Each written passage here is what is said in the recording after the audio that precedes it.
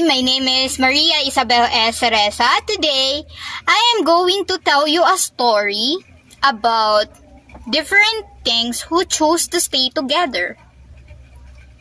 Now, what would happen if different things chose to stay together? Would they live a happily ever after or something else? Let's find out! The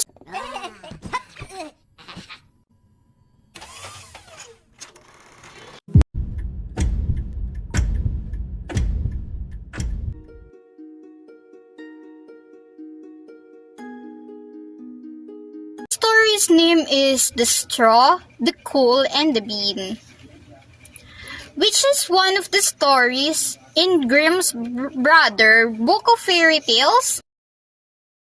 Settings, the story of the straw, the coal, and the bean happened in a village and in a little stream.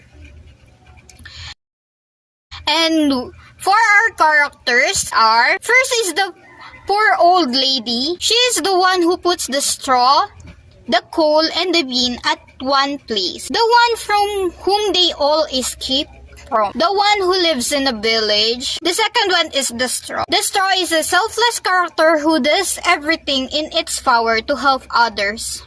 And the third one is the coal. The one who should have been burned luckily escaped that. The fourth one is the bean. The main character of the story who escaped that and suggested that they should all stay together as they all went through the same thing, which is escaping that.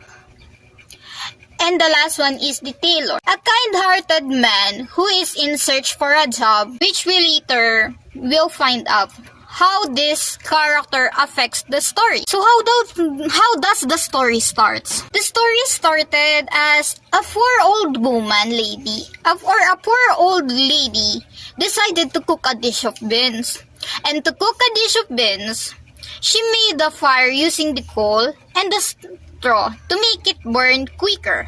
The straw escaped by slipping from her hand, and the coal escaped by jumping out of the fire. And one of the beans have dropped without her knowing, in all proximity near to one another. So they thought to them, I escaped that. Me too, said the straw. And the bean said, oh, why don't we stay together? So we share the same experience. Why not we do this and run away for our lives?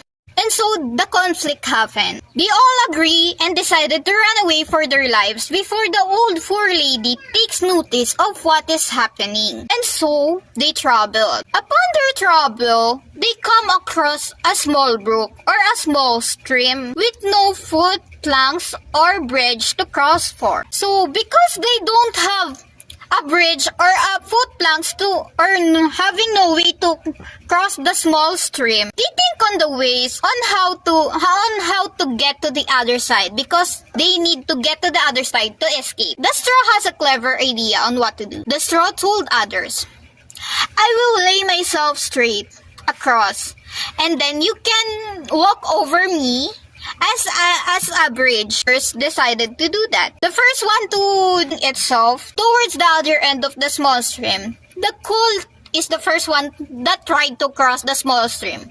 But due to the sound of the waters, the coal unwillingly destroys the straw by igniting the fire and resulting in for the straw to cut down in the middle and fell to the stream. The coal soon follows and both drown at the stream with only the hissing sound from the coal and the whizzing sound from the laughter of the bean, whom stayed at the shore of the small stream or onto the other side of the stream. With the bean so much laughter, the bean tore itself on its side. Now, being left alone at the side of the stream, the bean with the burst side meets a traveling tailor who was resting on the shore of the small stream, and he is kind enough to help the bean, and without the help of the traveling tailor, the bean would have been left with a bare side. The story ends with the tailor sewed the bean with a black thread. But as the tailor used a black thread, all beans since then have black seams on their side. So, what is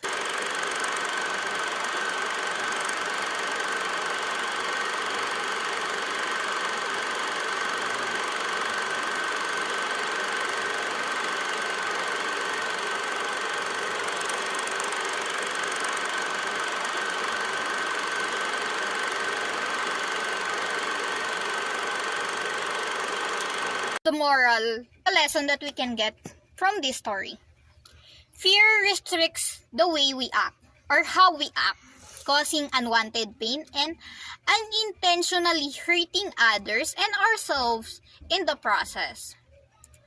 Our own emotions are not what controls us. It is us who controls the emotions.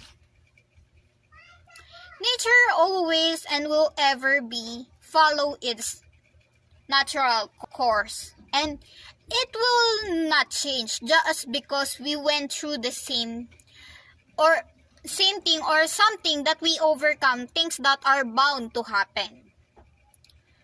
And things that are bound to happen will always happen no matter how much we try to avoid it. And sometimes we think we should not experience or go through something because it is not our fate, or something should not happen or end like that. But in changing the flow of what happens, the outcome also changes, which are known as consequences. Maybe the death of the straw and the coal wouldn't be in vain if the old lady found that they sprung out of the place that they've been put or should have been there. Maybe they were put to good use even if it means that for them, but still they serve their purpose. And we all live to find and fulfill that purpose. Too much selfless act makes us lose ourselves. Although it is nice for a life to end in a selfless act, but still, everything that is too much is dangerous. Do not be a bad friend who laughs at others' misfortune. Practice the golden rule. Do what you want others to do with you. So, the critical approaches used is moralist approach and more on reader response approach.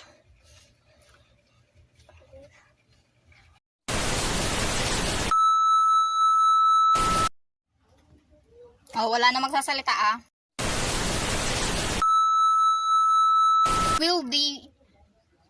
Let's find out.